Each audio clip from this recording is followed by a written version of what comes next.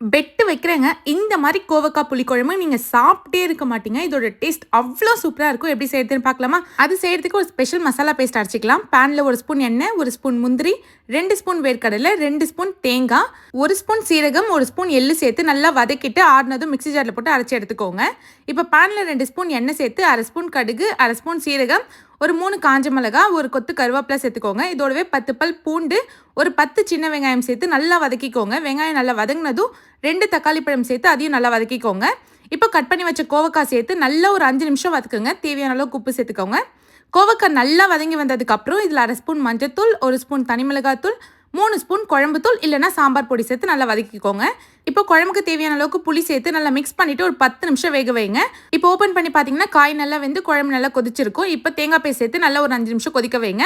அவ்வளோதான், செம கம கமன்னு சூப்பரான கோவக்காய் புளிக்குழம்பு ரெடி. இதோட டேஸ்ட் சான்ஸே இல்லை, அப்படி இருக்கும். ட்ரை பண்ணி பாருங்க.